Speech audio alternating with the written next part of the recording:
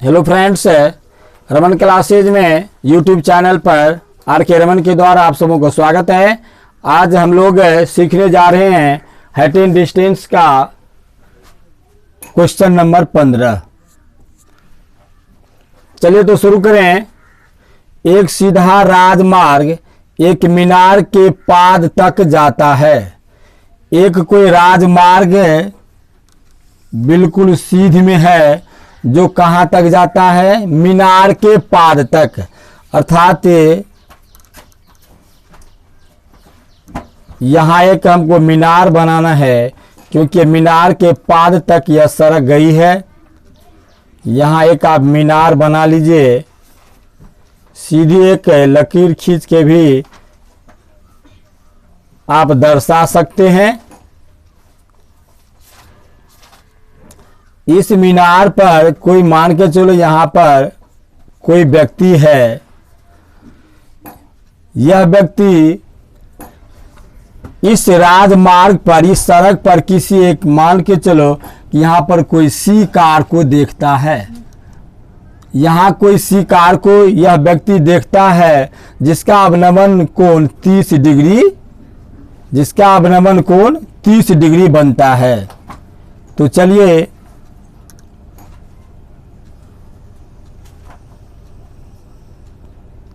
अवनमन कोण ऊपर बनता है, अर्थात यह इस स्थिति में इसका अवनमन कोण बनेगा, अर्थात यह कोण हो गया आपको 30 डिग्री।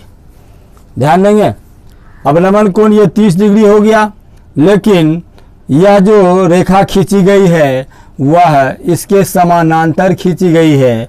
इसीलिए ये अगर ए बी कोई मीनार है, सी कोई कार है, जो ए के सिरा से देखने पर अवनमन कोण 30 डिग्री बनता है, तब सी भी इस रेखा के समानांतर हैं।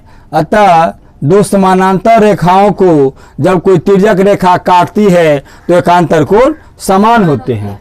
तो ये अगर 30 डिग्री है तो ये कोण भी 30 डिग्री हो जाएंगे।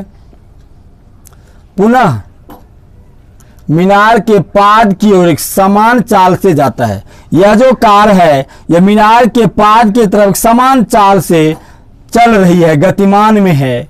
6 सेकेंड के बाद कार का अवनमन कोण 60 डिग्री हो गया।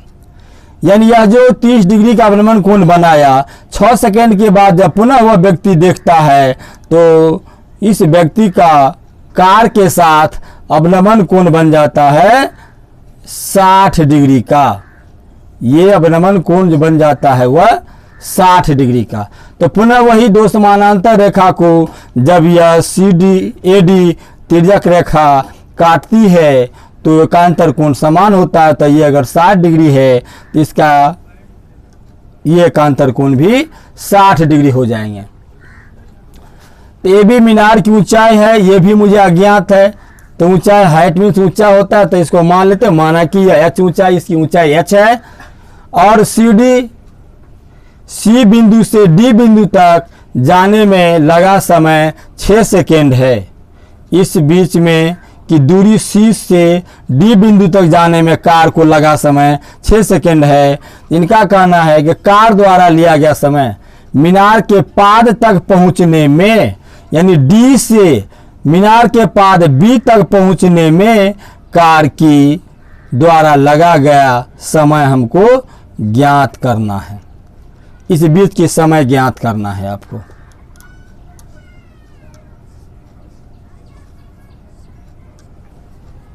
चलिए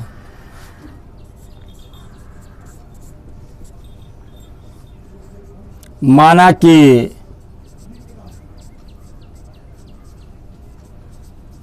ए बी एक मीनार है तथा सी डी एक राजमार्ग है।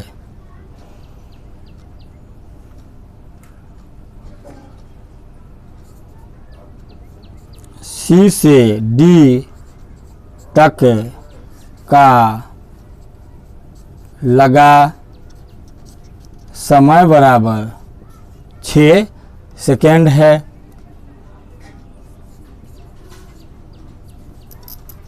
मीनार की ऊंचाई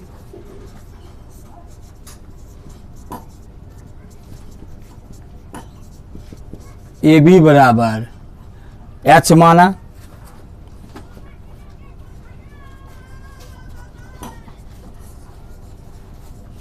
कार की चाल समान है, माना कि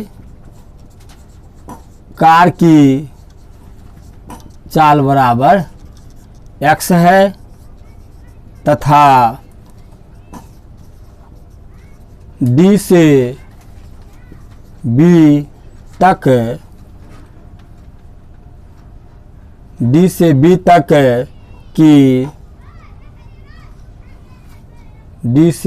तक लगा समय बराबर y है। D से B तक का लगा समय हमको ज्ञात करना है, तो मान लिया कि D से B तक कार को जाने में y सेकेंड लगा।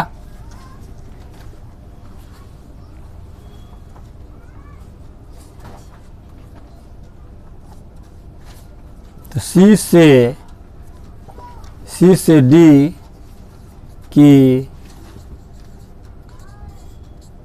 दूरी बराबर क्या होता है, चाल गुने समय। तो चाल हम माने हैं x और चाल मान है x और समय माने हैं y। तो दूरी हो गया C से D की दूरी हो गया आपको C से समय, C से D की दूरी समय क्या है, समय दे दिया गया है इसलिए समय y माने है, इसका समय y माना गया है, लेकिन C से D की समय हमको 6 सेकेंड दिया गया है। तो कितना हो गया 6x, चाल x समय लगा है 6 सेकेंड, तो 6x सेकेंड C से D की दूरी हो गई, यहाँ से यहाँ की दूरी। अब D से B की दूरी निकाल लें। इसकी हमें जरूरत होगी क्योंकि यह लंब आधार पर त्रिभुज पर जब जाएंगे तो इस दूरी की जरूरत पड़ेगी, इसीलिए हमें पहले दूरी निकाल लेना है। B से D की BD की दूरी बराबर पुनः चाल गुने समय। तो चाल वही है x और समय है y, तो दूरी हो गई xy। B से D की दूरी निकल गई।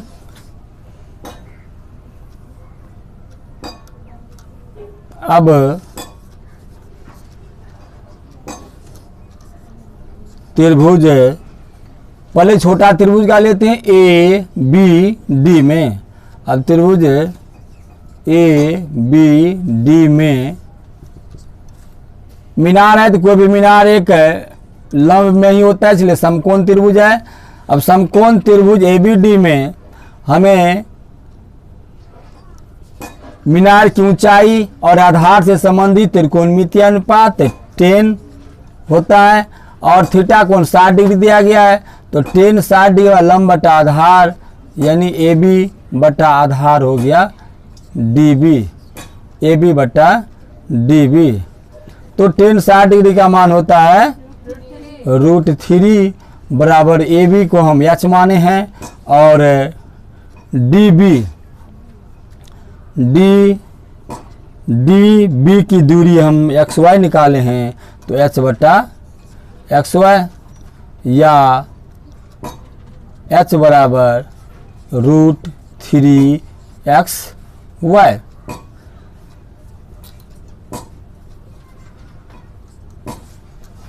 चलिए तो इसको यहीं पर रखें। अब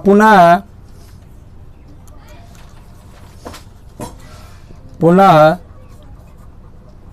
समकोण त्रिभुज ABC, आप ये पूरे बड़ी त्रिभुज में निकालिए। पुनः समकोण त्रिभुज ABC में दिखा दे रहा है ना। पुनः त्रिभुज ए बी सी में नीचे आ रहा है ना, ए बी सी में टेन 30 डिग्री बराबर ए बी बटा बी सी। तो टेन 30 डिग्री का मान कितना है 1/√3, 1/√3 बराबर ए बी बराबर एच, और बी सी बराबर हो गया आपको C D plus D B. C B के लिए हम C D plus D B को अगर ऐड कर दें तो बी सी का वैल्यू पुट हो जाता है। चलिए यहां से फिर शुरू करें, या तिरछा ऐसा सॉरी 1/√3 बराबर एच का मान पुट करने पर, यह समीकरण फर्स्ट से एच का मान पुट करने पर हो गया √3xy upon C D plus D B, C D plus D B. तो सी डी है 6x प्लस डी बी है XY, ठीक है ना। या क्रॉस मल्टीप्लिकेशन करने पर √3 को √3 से मल्टीप्लाई करेंगे, क्या हो जाएगा 3xy equal 6x plus XY, या 3xy माइनस, इसको साइड पक्ष बदलने पर प्लस में था माइनस में आ गया, इक्वल 6x, या 2xy इक्वल 6x, या y equal 6x upon 2x, 2 3 जा 6x, इसीलिए y इक्वल 3 सेकेंड। अब y हम किसको माने थे, y माने थे d से b तक की लगे समय को। हमें निकालना क्या था, मीनार के पाद तक पहुंचने में कार द्वारा लिया गया समय, बिंदु से मीनार के पाद तक, यानी डी बिंदु से मीनार के पाद बी तक पहुंचने में लगा कार को समय। इस समय को मैंने y से माना था, और y का मान मुझे 3 सेकेंड आया। अतः बिंदु से मीनार के पाद तक पहुंचने में लगा समय 3 सेकेंड। अतः बिंदु D से पाद तक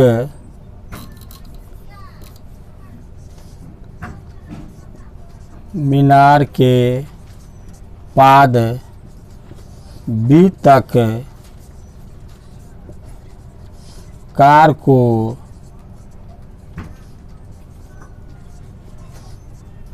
पहुंचने में लगा समय बराबर 3 second. Answer, you are understand? Any problem? Thank you.